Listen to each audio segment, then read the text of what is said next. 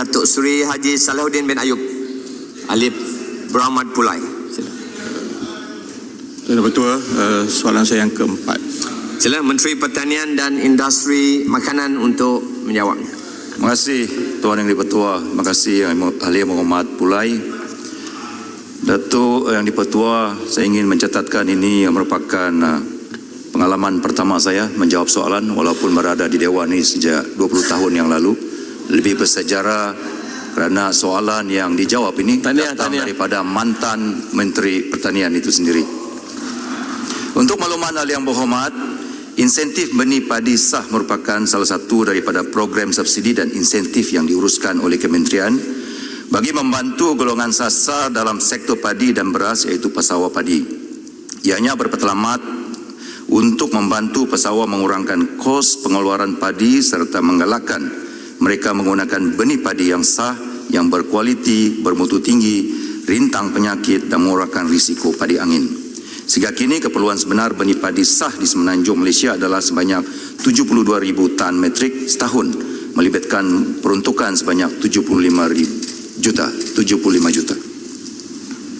Untuk makluman Ahli Yang Berhormat, penawaran bekalan benih padi sah ketika ini sememangnya telah dibuat secara terbuka walaupun tidak secara mutlak. Ianya terbuka kepada syarikat ataupun pembekal-pembekal yang berminat, yang mempunyai kapasiti pengeluaran dan memenuhi syarat adalah dipelawak untuk memasuki tender pembekalan secara terbuka dan terkawal bagi program insentif benih padi sah tersebut. Berdasarkan kepada perolehan secara tender terbuka sebelum ini, iaitu tahun 2017 hingga 2019, sebanyak 16 buah syarikat telah mengemukakan permohonan, yang mana daripada jumlah tersebut hanya 9 buah syarikat telah berjaya dipilih dan diberi kuota pembekalan benih padi sah berdasarkan kepada kriteria-kriteria ketat yang ditentukan seperti mempunyai kapasiti ladang, kilang, stor penyimpanan serta peralatan pemurisan benih.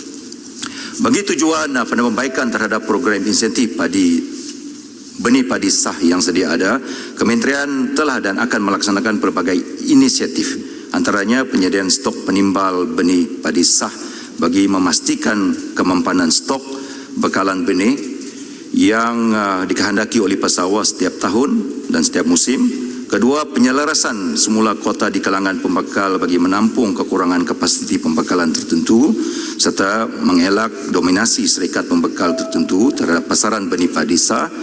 Ketiga, mengenal pasti dan menetapkan variti berkualiti. Keempat, semakan semula terhadap syarat-syarat program bagi memastikan penghasilan benih padi yang terbaik dan berkualiti tinggi. Kementerian juga sentiasa bersikap terbuka dan bersedia untuk melakukan sebarang penambahbaikan terhadap program insentif benih padi sah ini untuk menjamin dan memastikan bekalan benih dijamin kualitinya sekaligus dapat menyumbang kepada peningkatan pengeluaran. Terima kasih. Sila soalan pertama Yang Berhormat Pulai. Tuan Yang Di-Pertua, terima kasih rakan saya dan terima kasih datang sendiri untuk menjawab soalan. Saya rasa Yang Berhormat pesawah di luar sana masih bergelut dengan kehidupan dan saya rasa kita sentiasa boleh bekerjasama bagi memastikan kita dapat memberi yang terbaik kepada mereka.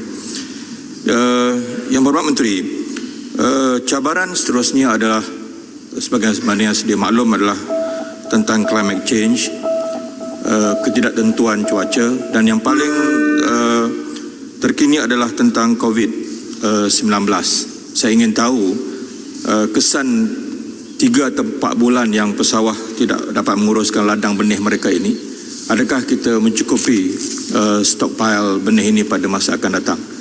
Dan juga saya ingin mendapat kepastian kerana inilah menyebabkan food security, adakah ada unjuran yang Berhormat telah masukkan dalam RMK yang ke-12 tentang perancangan jangka pendek dan sederhana bagaimana kita membantu membangunkan industri benih ini.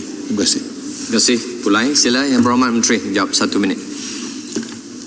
Oleh Yang Berhormat, untuk makluman Yang Berhormat, Kementerian sedar bahawa beberapa faktor climate change dan yang terkini COVID sedikit sebanyak mengganggu industri agromakanan pada keseluruhannya.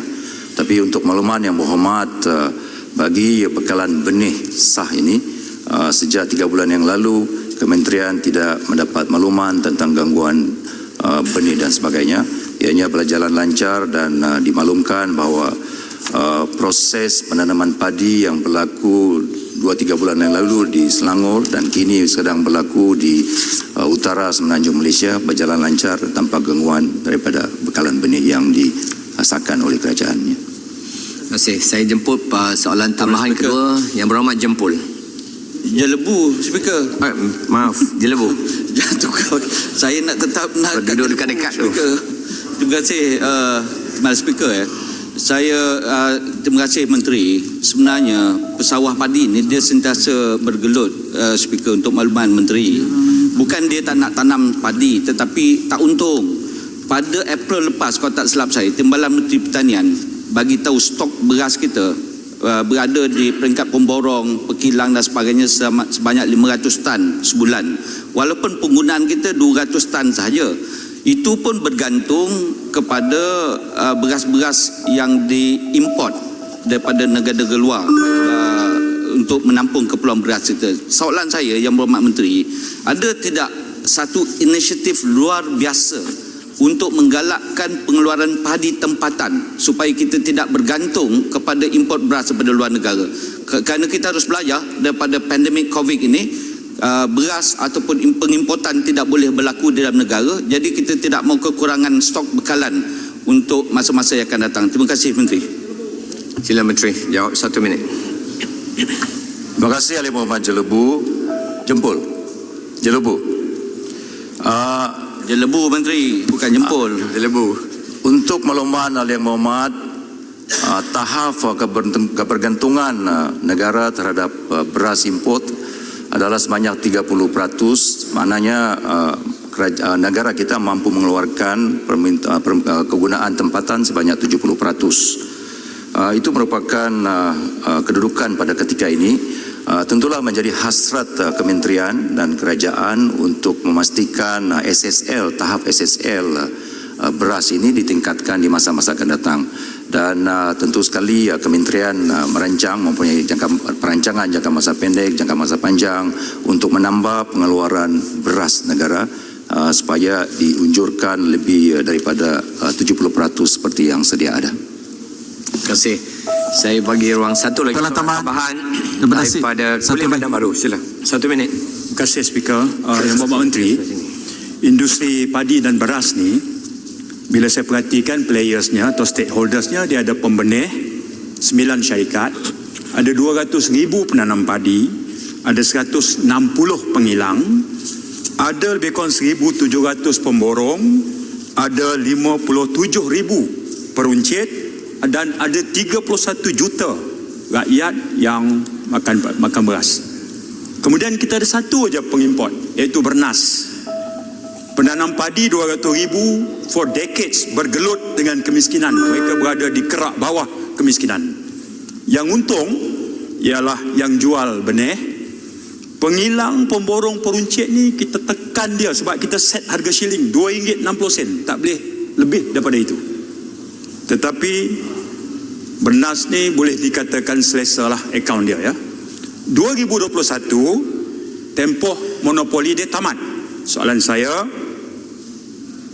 apakah persiapan kementerian ke arah menghadapi tamatnya monopoli Bernas? Akan disambung lagi kah ataupun akan dibuka? Ya. Kalau dibuka, bila? Terima kasih. Terima kasih Kulim Bandar Baru. Sila Menteri. Terima kasih Tuan Yang Di-Pertua, terima kasih Yang Berhormat Kulim Bandar Baru. Saya ingin menjawab soalan tersebut, tetapi sebagai mantan speaker, soalan tersebut terkeluar daripada soalan asal. Tentu sekalinya bertentangan dengan peraturan mesyuarat 243, maka saya tidak berhasrat menjawab soalan tersebut. Terima kasih. Satu lagi soalan tambahan daripada Sik. Saya Penting. Yang berhormat Menteri, saya bagi peluang satu lagi. Satu lagi soalan. Yang berhormat Sik. Ya, ya Bapak. Saya boleh. Saya boleh. Itu aja. Ya Bapak Menteri, Sila satu yang lagi. berhormat. Satu lagi pertanyaan lisan. Boleh. Boleh ya? Terima kasih Yang Bapak. Sila. Yang Bapak Sebab jauh di Menteri. belakang sana, bagi pelan anda berdiri lah. Sebenarnya di luar daripada peraturan masyarakat kerana maksimum 3 soalan saya boleh diberikan. Ya, tapi saya Menteri mana boleh bagi arahan kepada speaker.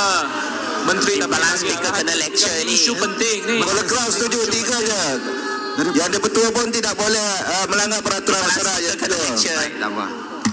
Pengurusi Mada. Tak apa, bagi Di-Pertua lah peluang. Di-Pertua, apa-apa pun keputusan Di-Pertua. Baik. Keputusan yang Di-Pertua tidak boleh melanggar peraturan masyarakat. Boleh. Yang Di-Pertua adalah peraturan mesyuarat. Terima kasih Tuan Pertua. Sokong Di-Pertua. Yang Mak Menteri boleh ya.